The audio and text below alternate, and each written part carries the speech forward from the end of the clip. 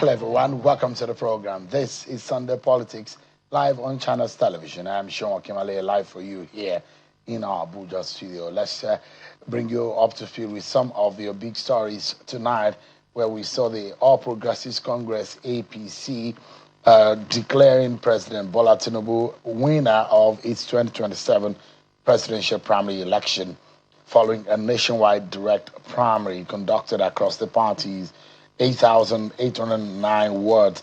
The result was announced in Abuja today by the APC presidential primary returning officer, Senator Pius Ayim, who said President Bola Tinubu polled 10,999,162 votes to defeat his sole challenger, businessman Stanley Osifo, who scored 16,503 votes. More than 11 million party members were said to have accredited for the exercise, which saw Tinubu record overwhelming margins across the state and the Federal Capital Territory. The result clears the way for the president to fly the APC flag in the 2027 election as the ruling party begins another campaign cycle amidst rising political realignments and opposition efforts to challenge its hold on power. This is the moment where the returning officer, Senator Pius Ayim, made the declaration of the result.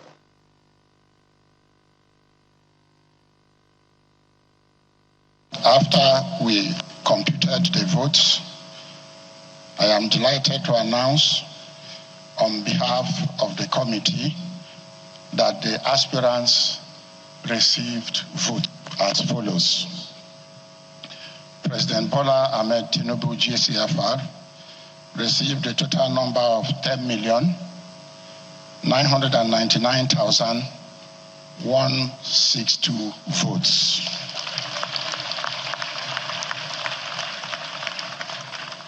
Mr. Stanley Osifo received a total of 16,503 votes.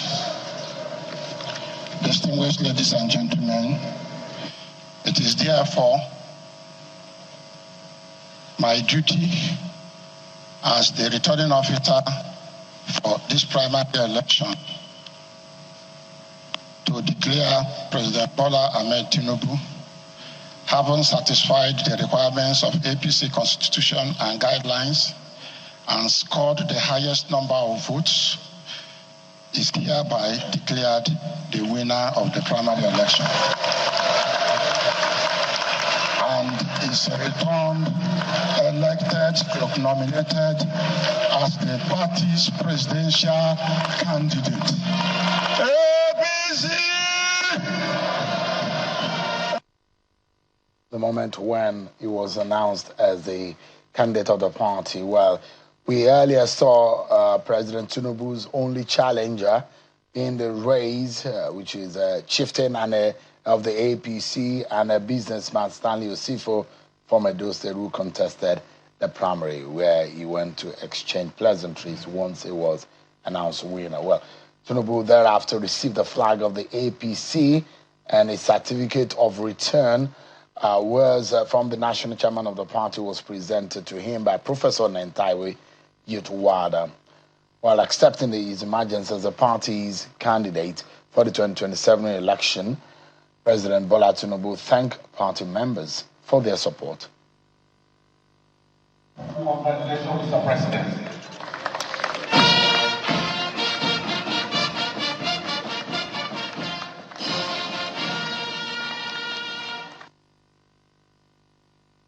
Don't let us give into complacency by allowing politicians with no clear alternative vision to take our country backwards. We no go green.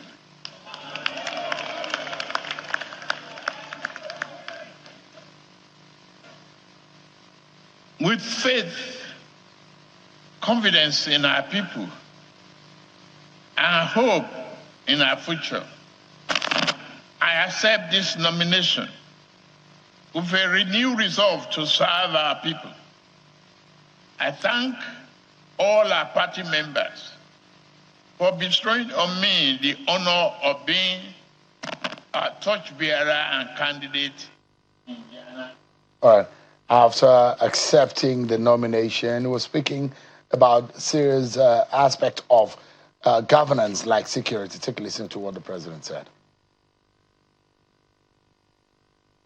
I must also acknowledge the security challenges still confronting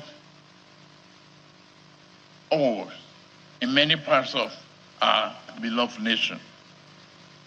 I assure you that I take seriously the responsibility to safeguarding the lives and property of every Nigerian. Our government has intensified efforts to strengthen our security architecture, support our brave armed forces and the police, and forge stronger partnership with. All right, away from the APC presidential primaries and the declaration of President Tinubu as a candidate, let's take you to another political party this time around. A group of the African Democratic Congress, ADC, led by former presidential candidate of the party, Dumebi Kachiku, has held a national convention in Abuja where delegates from that convention voted to remove Senator David Mark-led National Caretaker Committee and reaffirmed Kachiku as a party's presidential flag bearer ahead of the 2027 general elections. The convention, attended by party stakeholders and some delegates from several states, witnessed sharp criticisms of the caretaker arrangement, with speakers accusing the committee of straying from the party's constitution and founding ideals. Addressing supporters after the exercise, Kachiku described the convention as a move to reclaim the party's structure and restore internal democracy within the ADC. The development is expected to deepen the leadership crisis within the opposition party, coming amidst growing political realignment and coalition talks ahead of the 2027 election. Supporters of the David Mark-led caretaker committee are yet to formally react to the outcome of this Abuja gathering, as attention now shifts to possible legal and political battles over the control and direction of that party. All right, tonight on the program, one of Nigeria's most outspoken political activists and democracy campaigners joins us for a frank conversation tonight on the rapidly shifting political landscape ahead of the 2027 general elections, from the growing opposition coalition talks involving the NDC, ADC, and other political blocs, to the controversies surrounding INEC's election timetable and the deepening debate over electoral credibility. Our guest tonight on the program, Aisha Yesufu, weighs in on whether the opposition truly has the structure, unity, and strategy to challenge President Tinubu and the APC in the 2027 election. Ms. Aisha Yesufu, a pleasure having you join us tonight on the program. Thank you so much for having me. Yeah. How is preparation for Senate going? It's going on. I mean, grassroots. Yesterday, I was in 3 area councils, Abaji, Kwali, and Gwagwalada, and today I spent literally more than half of the day in Buhari. And it's really interesting. And you find out that, because I was just watching what was playing on, while you were speaking and what the shows you were, that were going on the TV. And like, people, the reality of citizens at the grassroots is far removed from what we have out here. But it's going on and it's interesting. So you've started campaigning already? Well, I've started consultation, meeting with residents of Abuja, our party members, party leadership, ahead of the primaries that is going to take place between 27th and 29th. And so for me, it's very important, going down and letting them know of my vision. Like earlier today and yesterday, one of the things I did tell them was the fact that looking at FCT Abuja and the fact that in terms of population, it's more than about 10 states. And if you're talking about land size, it's more than about, 8 states. We should have more than one senator. we should be talking about 3 senators like other states, and at least, 7 House of representative members. In that way, there's more representation for the people. The Abuja population has grown tremendously, over the time. It's almost, there's an internal japa and an external japa. The internal japa people are going to places like Abuja, Lagos, Port Harcourt, and all of that. And also sharing with them some of the bills that I think that I'm going to be putting forward. If I get if and when, by the grace of God, I get the party ticket to the Nigeria Democratic Congress, and also if at the end of the day, the people of Abuja decide they would give me their mandate for me to represent them and be a voice. So it's been really, really interesting. You've obtained the form, NDC form? Yeah, I've obtained the expression of interest form. I was screened yesterday. It took, I think, literally about 3 or 4 days before I got screened. I was going there every day. But one of the things for me, like when you're stressed, right? Because there were a lot of people. But you're stressed, but it's a good stress in the way that I'm like, oh my goodness, this is a party that literally we had moved into less than a month, and look at the volume of people that have, the number of people that have gone in there, and so many aspirants that are there. So we're not in a situation whereby we are begging people to come and collect form, the NDC begging people to come and collect form, or not having aspirants, but literally, overwhelmed with so many aspirants. That shows the belief that Nigerians and a lot of people have in the Nigeria Democratic Congress. So, you've been screened, but have you submitted your forms, sir? No, I haven't submitted. So we've been screened. So we're waiting to see whether we are cleared or not. Then after that clearing, we then go on to obtain the nomination form. It's after the nomination form, then we now have the primaries. If there's going to be primaries or if there's going to be consensus. How many people are running against you in the NDC? The one I know, I think we are like about 4, but I'm still not sure, because at the end of the day, it now depends on how many people have collected the expression of interest, and how many people at the end of the day are cleared, to go on and buy the nomination form. So it's when everything is on that you now know specifically, because sometimes people show interest, but when it then comes to picking up the form, they don't get to do that. Yeah, it's going to be very interesting if you pick the ticket of the NDC, because you are going to be up against the likes of Senator Ereti Kingibe. If she gets a ticket of the ADC, you are probably going to be up against the likes of Senator Philip Atuda, who is an institution man in the politics of the of FCTA. That's going to be a very strong battle. Are you ready? Are you battle ready? Yeah, absolutely. I'm going to be, by the grace of God, like a breath of fresh air, different from the norm that we have seen before. And like I've always maintained, I'm not leaving advocacy, I'm taking advocacy into politics. I mean, it is time for us to now begin to do business unusual. We've spent so much time doing business as usual, and you know what they say about insanity, that's doing the same thing over and over again and expecting a different result. So this time is to say, look, I'm looking at having a people-centric, kind of leadership. Like when I go around, one of the things I tell them, if by the grace of God, when we're done with the primaries, one of the things I would love to see, if and when I emerge by the grace of God as the flag bearer of my party, the Nigeria Democratic Congress, is to go to every ward. Going into every ward is to sit down and just listen to every word, tell me what the problems are. We're going to align the problems, write out the problems, and when we do that, we're going to have a social contract that we are all signing. What are the first 10 problems that you will need solved? What are these things? And we put them together, sign them, print them, laminate them, and keep. And as we go on, these are the things that will be ticked. I'm not going to do the normal, politics where we come and just say sweet words and all of that. And at the end of the day, you have nothing to hold someone accountable to. I want to be held accountable to things. And especially today, and what I've repeatedly said is the father, I just don't want to come and just be in office. I literally want to make a difference. I want a situation whereby whatever office that I occupy, at any time when Nigerians give me that opportunity to do that, especially the Abuja residents, is to say 100 years from today, let those who will be Nigerians look back and say, because an Aisha Yesufu occupied such and such office more than 100 years ago, Nigeria was a better place. For me, I'm really big on legacy. I'm not just, being in office. So you have morphed into moving from active activism and now into active partisan politics. Absolutely. Is there a conviction that protest and advocacy alone can no longer change Nigeria? So this is the thing, right? For me, I have used my constitutional rights over these years to make demands.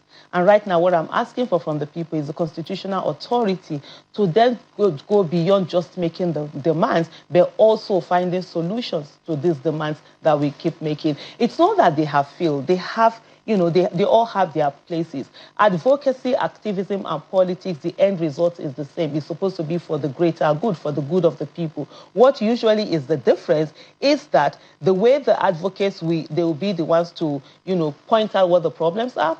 Then the ones who are politicians will be the ones to now solve the problem. So it's all at the same place. I have been advocating for over a decade, right? And I have come to a place where I'm so happy that there are a lot of young Nigerians, who are now who are active citizens. They have occupied their office of the citizen, and they're making demands, and they take on issues. And I say to some of them, sometimes I don't even need to say anything in today's world for issues to trend, for things to be taken on, and solved. There was a time in Nigeria where literally sometimes you're taking about 2, 3, 4 things because we're so few, making those demands. So there is a need for me to say, okay, let me begin to be in a place where I'll be held accountable for us to see the way things can be. So NDC is looking like a child of circumstance and is playing out like Labour Party of 2023. And so you and your principal, Peter Obi, you've been criticized of wanting to use the nearest available platform just to express yourself without having the ability to build. Why are institutions difficult for you to build? Well, institutions... Or sticking with one that is maybe faulty and repair it? Well, the thing is that it depends on whether you want to work hard or you want to work smart. And working hard will be staying in a place where you're seeing there's so much interference, things are not going to go right or are not going right, and you're still sticking there. And I'll say we currently saw, like just earlier on, you saw what's happening with the African Democratic Congress that we just left, where there's another national convention happening when we had a national convention before. And so the ability to be able to see these things and say, hey, you know what, this place doesn't fit. It's not about just staying and say you're building, because sometimes you can have, what do they call it, motion without movement. You're just there building, but there's nothing really happening. So I think for me, it's more about being strategic in the way that you know what the goal is, because the goal here is for us to build a nation where we can have good governance, accountability, and transparency. The goal is not to sit down and say that, oh, we are the ones who are in this place, building this party. It's not about building the party, it's about building the nation. Of course, it would have been, of course, it's something that would have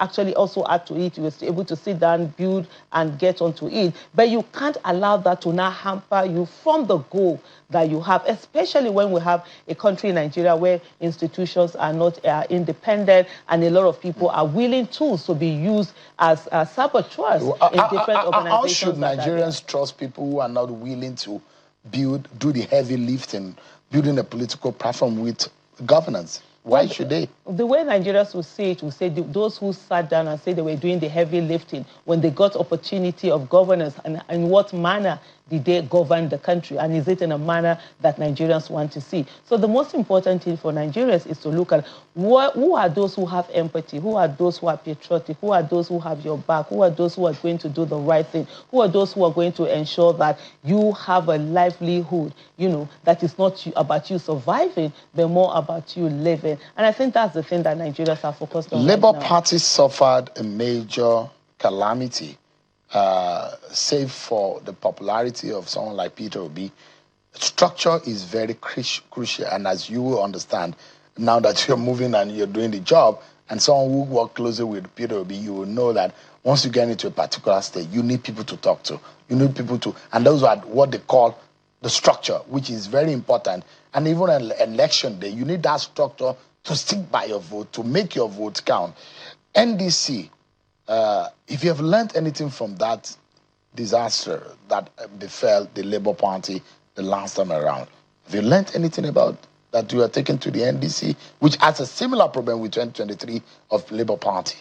Well, in a way, NDC it's a newly registered party, and of course we experience you learn from it. Even it doesn't have to be your own experience, even if it's other people's experience. And one of the things, yeah, we're building the structures. Like I said to you earlier, yesterday I was out on the street because I'm running, for the senatorial seat, Federal Capital Territory senatorial seat, and a lot of other people also who are running. We're all building these structures across board. And absolutely, we do know that it's very important to have people in these places. Remember, I did tell you about, the aspirants that we have, and a lot of people understanding that it's one thing to just sit by the sideline rooting for other people, expecting that you're going to solve the problem. It's another thing to also be in the ring and solving the problem. Part of that solving the problem is also the structure building that is going on. Remember, there's also the obedient movement that has been on for over 4 years now. Yeah, over 4 years, or around 4 years by now. And these buildings have been going on. Even the party itself, there has been a lot of structures being put in place. If you look at what is happening with the ADC, would you say, thank God we left at the time we left? I would just say no comment on that, because it's, for me, just looking at it, or let me just say, just looking at it, it breaks my heart. You understand? Consistently you say this. How are we going to get out of, this situation where over time you see parties being destroyed? There's nothing for anyone to gloat over. There's nothing for me. It actually breaks my heart, because I would love to see ADC as a party that remains strong and viable as we go, not the one that will be balkanized, as you're saying it right now. And if it's happening in ADC, who says it's not going to continue? We've seen this trajectory, we've seen it repeat itself over and over again, where parties, and this thing I think started from around 2015, if I can remember, when, with the PDP and the Alimodu Sheriff issue, when he was chairman, and over time you keep saying this same thing, where it's almost as if certain people are now, whether they are put in place or they put themselves in place to begin to balkanize our parties. It's not something that is good for our democracy, because internal party democracy is very, very crucial for the development of our country. And if we want a nation that works for everyone, and for Nigeria to be a great nation, we also must allow parties to thrive. Opposition must be given room to continue to thrive. The last time you were here, you were talking about the move to get more members into the party. You were showing me what we're doing in the ADC, but you have left all of that behind. How sad could that be? Yeah, I've left all of that behind, but I'm proud of the work that I did over there, and I put in my all. And for me, that's one thing. Whatever it is that I work at, I put in my everything. And just to also add, when Mr. Peter Obi, my principal, had left, Mr. Peter Obi had moved, to NDC. A lot of people didn't see me moving immediately, and there was a lot of speculations, that were going on. For me, I'm a person who, when I give my words, I keep my words. That's one thing. No matter what the cost is, be it personal or whatever cost that it is to me. But I stayed back in ADC, the African Democratic Congress, to finish up the work that I was doing, the responsibility that I had. I had to tie everything up, tidy it, finish it up, because for me, it bordered on my integrity. I'd say someone, so the person, when I'd finished putting the work together, and she was like, oh, Aisha, are you staying? I'm like, no, I'm not staying, I'm moving. She was like, oh, but if other people, they would have just left the job, the work, everything, and just leave, and probably put the party in a bit of a disadvantage for a while before they get everything together. So I said, no, I don't do that. So for me, I'm very proud of my time in ADC. There's a tweet that I did where I said that one of the best things that I did this year was joining the African Democratic Congress. And people, after I left, people were bringing it back. I said, yes, for me, it still is, because it put me in partisan politics. And what the experience I've learned from the African Democratic Congress and the experience I'm learning from the Nigerian Democratic Congress. I remember you said you were not a member of Labour Party. No, I was just never a Peter Obi supporter. But this time around, you are now deeply... So is anywhere Peter Obi goes that you go? So Peter Obi, it's here in the NDC. That is it. So I'm there right now. You went with him to Labour Party. I didn't go with him. Join. I was a supporter in Labour Party. Yeah. So one now of the you things, went with him to NDC, now to the NDC. So let me give you the way it is. One of the things I did promise Mr. Peter Obi is, from now to 2027, I'm going to have your back. Your back will be safe with me, and I will always tell you the truth. Sometimes the things I'll say, I'm not a nice person. Sometimes you might not like what I'll tell you, but I'll always tell you the truth. And I'm going to maintain that. And I'm going to keep to that. His back will be safe with me. I will support him in the things that he's doing, and that's what I've been doing. But you're going to leave his side, because the way you worked with him when he was in Labour Party, you're going to face your own fate and your destiny, wanting to be a senator. That void, is Peter Obi going to be in trouble? Because you are literally everywhere with him. So I know a lot of people have that concern. I've actually had people who reach out to me. I'm like, okay, Aisha, the only concern we have is that you're not going to be with Peter Obi the way you did. I said, I can, because it's all about, like I said earlier, it's all about working smart. You can work hard this, and one of the things I'm very good at. I'm a hard worker, I'm a smart worker, and I have energy, and I can take on a lot of, I can multitask at the same time. So that is going. But most importantly, for me, also the need and the desire, part of the things for running for office for the senatorial seat also is to ensure that we are locking down Abuja, that we have a candidate that can resonate passion amongst the people, a candidate that the Abuja residents will see and they'll be proud of, they will want to come out. There are some people who have said that they're going to take over Abuja and all of that. We want to give people a viable option that they can be proud of, that they can be passionate about, because you can't spend, You have a wicket to contend with.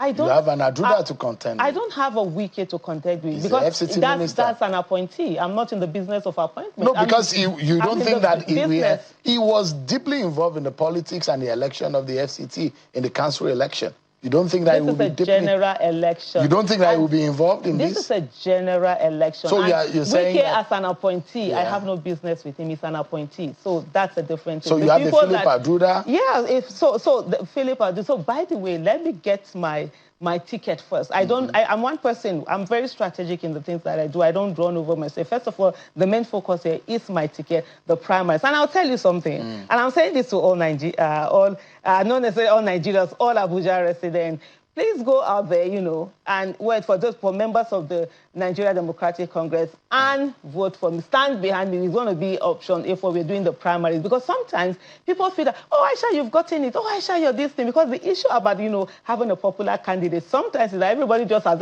you're going to get it now. And then they don't put the effort to come out because they think someone else will be there. So please, first of all, before we get into this, by the time I'm a candidate, then I will sit down and talk about those who are already a candidate, Senator Philip Aduda and Senator Tikingibe. Right now, I'm an aspirant, so my focus is in my party. When I get the ticket by the grace of God, then I will come. But even in that, Wike will not be a factor because he's an appointee, and I'm not in the business of looking for appointment. I'm in the business of looking for the mandate of the Just people. Before you go, my final question to you tonight would be that those who think the experiment in 2027, especially with your principal, Peter Obi. 2027, we haven't gone to there. 2027, we are in the road. Okay, you said 2027 election, the experiment of 2027. And I'm saying this because election is not an event, is a process. And we are already in the 2027 election process. The bigger question here is whether or not the opposition is not weaker than it was in 2023. And that Bola Tinubu has a better an easier chance of winning election this time around because opposition has failed to unite.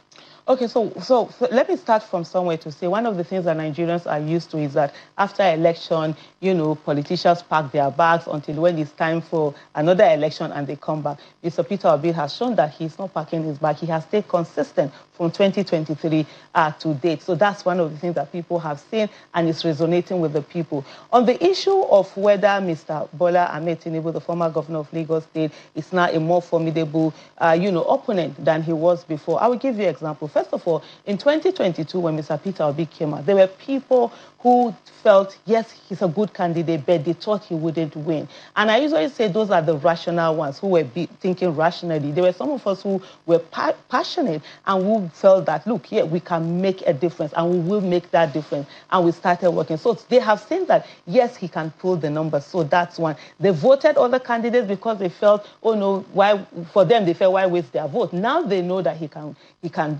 win that. That's one. Another thing is that there were people who believed that Mr. Bola Ahmed Tinubu was going to give good governance, and they have seen how he has failed, and that's another. You see also the relationship between Mr. Bola Ahmed Tinubu and the northern part of the country, and how he has failed so much, and how literally almost, because that's where he was able to get the votes that he then was able to rigged the election. I still maintain that he didn't win the 2023 election. It was rigged, and for it to get to for what it is. So that's why I said I maintain that. I didn't say the court maintained that. So I maintain that. And so right now, the northern part of the country is saying no. They have experienced firsthand the lack of governance, the bad governance, the lack of accountability, the nepotism, and the high-handedness that have gone on. So that's also losing. If there's any one person whose support base has depreciated, it's definitely Mr. Bola Ahmed Tinubu. You see even all over the country how people are tired of APC. And if there's one person whom, for him, this thing has grown, his support base has grown, and people have seen that, yes, it can be done, that person is Mr. Peter. Miss Aisha Yesufu, gunning to be Senator of the FCT. I wish you the very best. And may your road be rough. Thank you so much. That's the best way, because I don't do easy parts. Because when you get in there in the rough way, you then will be able to make sure you the best. And I don't know what posture you will take, because the fists may not work this time around. No, I don't know what will work. Because look, I'm not even advocacy. I'm taking advocacy into politics. A lot of people say that one person cannot make a difference. Yeah. I'm not saying one person cannot make a difference, but one person can be the difference. Be careful if you get into the chamber and you're not suspended. Absolutely. So you see, for me, just quickly to say this, people think, oh, I'm just going there to go and fight. For me, I want to go in there and offer people-centric governance. I want to demystify that office of a senator where it's all about people standing, their big cars, citizens don't see them. I will be amongst my citizens working. That's the first thing Nigerians will know, that they are important, and the people who they elect should serve them, not the other way around. I wish you the very best in the coming days. Thanks so much, everyone. So after the break, is INEC overreaching its powers or enforcing electoral discipline? When we return, I will be speaking with the national chairman of the Interparty Advisory Council, Aisha Yesufu, about the judgment between Youth Party and INEC and what this means for the next few months ahead of the 2027 election. Join us again, everyone.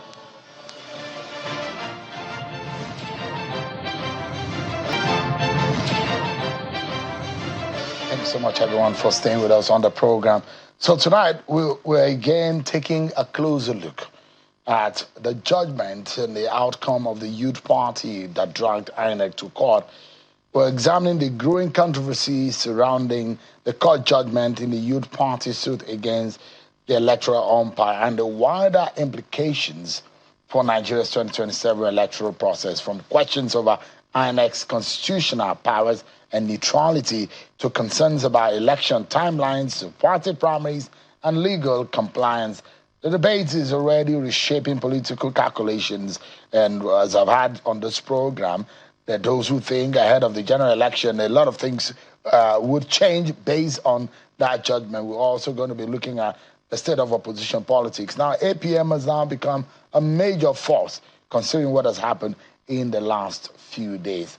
I'm being joined by the national chairman of the APM and the national chairman of the Interparty Advisory Council, Aisha Yesufu, who is live for us here now. So it's a pleasure having you tonight. Thank you for having me, Sean. Good evening.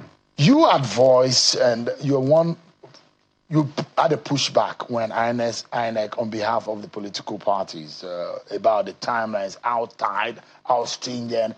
It looks almost punitive when you look at the manner in which things were going, and some political parties raised objections to it. But what would be, first and foremost, before I come to you, because you're wearing 3 hats now, as a politician, the national chairman of the APM and the national chairman of IPAC, as a body and umbrella body for all political parties, what's the position of IPAC on the judgment between Youth Party and INEC, based on the timelines and schedule of elections? The position of IPAC is very clear. It's like an affirmation of our earlier positions. And in this studio and in other places, I've always re-emphasized the position of IPAC that the timetable is so tight and the Electoral Act as it is, so many things are not right for us. INEC first released the timetable, okay, and then the Electoral Act was amended while the timetable was released. So INEC had to come out again to to review the timetable and release it. And in the new timetable, it's like a crash program for everybody. And most importantly is the mandatory inclusion of NIN in the register of membership register of political parties, and then the withdrawal of indirect mode of primaries, which I've always said is an encroachment on the right of political parties to choose which mode of nomination that they want and is convenient to the parties, and a few other things. So this is not unexpected. It's something, it's a symptom, okay, to the real problem. We have always maintained this position. Before now, I've appealed to INEC on behalf of the parties who have written to INEC to see, even if it's a 1 week or 2 weeks window, to enable political parties fill their nomination. So we are complying with the law as it stands today because we don't want to, for whatever reason, it is already a law. We have to comply, but it is very, very inconveniencing. So parties are fighting, we are trying as much as possible to upload, because what we are doing is you are having a new register, even though you have registers before, but you are having new registers. So, and then you have to be careful so you don't make mistakes in some of the things you do. So this is the way. So for IPAC hailed the judgment that it's a welcome development, and then it is a democracy at play, and it's also kudos to the judiciary. Yeah. So part of the judgment states that INEC overreached its powers and breached the electoral law, and that reducing or giving tight timelines, reducing the date as specified by the electoral law is overreaching itself. Do you think, or what advice would you be giving to INEC to go back to what the electoral law says, or what exactly? Because you have said tonight that you're going to go ahead anyways with what INEC has said. Yeah, after this judgment, I've had a private conversation with the INEC chairman. As the chairman of the Party Advisory Council, my responsibility is to see how we can all maintain balance, how we can ensure that democracy does not get injured, how whatever we can do to see that we don't hit up the polity, but the right thing must also be seen to be done, okay, by all parties. So I approached the INEC chairman because we know, even though the judgment said so many things, yes, the way the judgment is, some of the things might not be that practicable, you understand? So what I advise the INEC chairman that we should do is to see that we should have more engagement with political parties, so that we look at the position of the constraints of INEC. Because what INEC is doing, at times, it is not their fault, okay? Considering some of the materials that they use for election, some of the materials are not locally produced. So they have to place orders. Maybe when they bring it, some might not be enough, and then maybe availability of funds and so many other things. But that also doesn't mean that the political parties should be victimized, okay? We should be the victim of the situation. So we should be able to share whatever it is as the outcome of the new Electoral Act. But sincerely, this Electoral Act is, for me, in the Party Advisory Council, it is not really healthy, because so many things we are rushing to do, and in a very tight space. So we will engage with INEC, okay? We are waiting for INEC to say, okay, political parties come, we need to sit down. Now that we have this judgment. Because even if you go to... I don't know, because the last time INEC says they've not received the judgment, but I don't know if they have received it now. I don't know about that too, but maybe there's likelihood of maybe INEC appealing the judgment or not appealing the judgment. But most times it does not really end in the court. When you have understanding and we're able to agree on what to do, it will help the situation better than going to court. Because after this judgment, you will hear another one again, another party will go to court, another individual will go to court. So how long are we going to continue to go to court? But when we engage okay, we'll have better understanding of the situation and to help the policy. Yeah, I like you, Dantali. There are those who say that, look, this judgment has now become more or less an academic exercise as far as this election is concerned, and reasons being that there are those legal minds who will say, don't mind this judgment, go ahead with INEC. This could be a political trap. You might follow the judgment, and at the end of the day, when INEC appeals the matter, that may be heard before the whole process is concluded, and you'll be falling into the trap. And those who will say Section 77 of the Electoral Act talks about 21 days of information before you carry out your primaries. And a lot of people don't have that luxury of time. Again, it then makes this judgment almost useless as far as this election is concerned. But there are very fundamental statement made by the judgment to say, look, INEC, you cannot contradict the electoral law. You cannot do this, you cannot do this. You cannot control the political parties' internal activities in this manner and this manner. What would you say to members of under IPAC? To follow this or to just go with what INEC has said in the guideline? The thing is that, one, I won't disagree with anybody who say that this is just an academic exercise, because every judgment is very important. But in terms of the function, of the effectiveness applicability of it for this moment, it then almost become an academic exercise. No, because look, if it's not going to happen, if you're not going to use it now, what do you use? No, I don't think so. You think it's going to be effective for this election? That's why I am saying, so that we don't go into all those crises. We need to engage. INEC need to engage with political parties. Let's look at the judgment. Look at the constraint of political parties. Look at the constraint of INEC, and then see how INEC will not violate the laws and the constitution, and how the political parties too will not be too tight. They will agree, and then this judgment nobody will even talk about it. So this is what I expect of INEC, and this is what I advise the INEC chairman for us to do.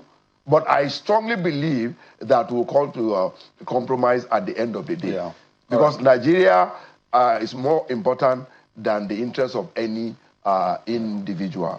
Let me quickly... And for the 21 days submission of a membership register before, or notification before primaries, the Electoral Act did not say, because I see a lot of misconception, and we have discussed this with INEC, when say you must submit the register 21 days before your primaries.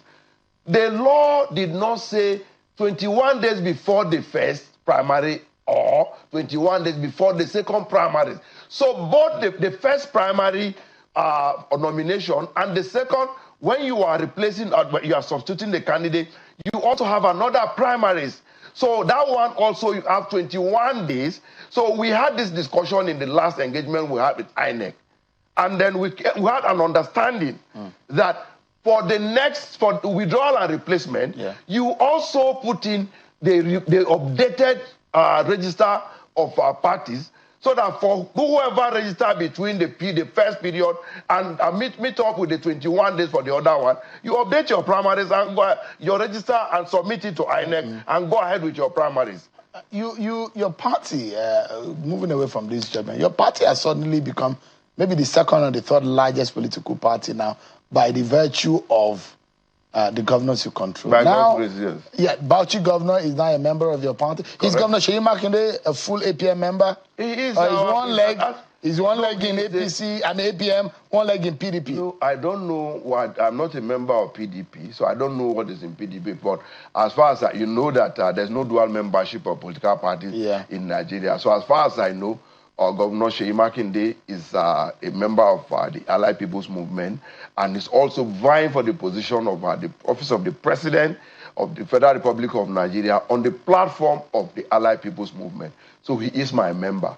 So when you talk about PDP, he was in PDP yesterday. He became the governor of Oyo State, two-time governor on the platform of PDP. And then it will be very unfair that the party that made you give you the position you are today, you just flip it off like that. So if he has a sympathy for the PDP... Look at that. You see the logo of PDP and the logo of APM right behind There was an understanding between the APM and the PDP in Oyo State. In Oyo State. Not just only in Oyo State? No, not just in Oyo State. Across the country. Not just in Oyo State. So there are alliance and coalition between PDP and APM? Exactly, yes. You are working together? Yes, we are working together. So you are working with Wike and... I don't know which is Wike. I don't know. I only know that who are you relating with? I'm relating with members of PDP. And Wike is as the chairman. Nyesom Wike is a member of the PDP. He's a leader. He's a leader of the PDP. But Nyesom Wike and same Seyi Makinde and 3 other governors work as PDP governors for the sitting president. So can you separate them? Yes, if they have their understanding, that's a different thing entirely. But all I know is that all Nigerians know that it's common knowledge that you have 5 governors who were in PDP that work for the administration of President Asiwaju in 2023. And Seyi Makinde is among the G5. Wike is among the G5. All right. Give me a moment, sir, because I'd like to know whether or not the APM will be working with ADC, with NDC, and those who, if they are really wanting to defeat the APC in 2027, what is coalition? What does it mean for the APM? And the national chairman is here, but that's going to be after this break when I will ask him that question.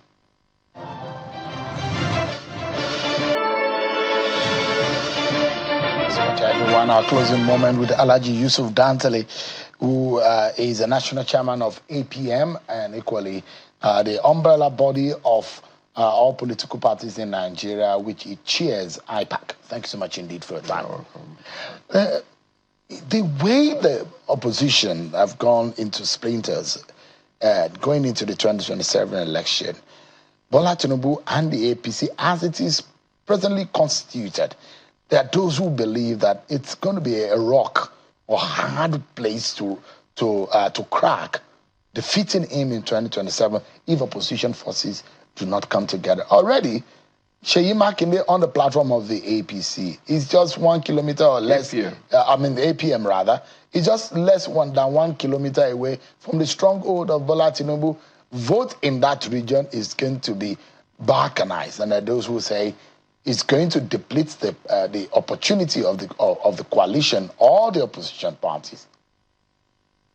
I don't know what will happen, but Nigerians will decide what will happen at the end of the day.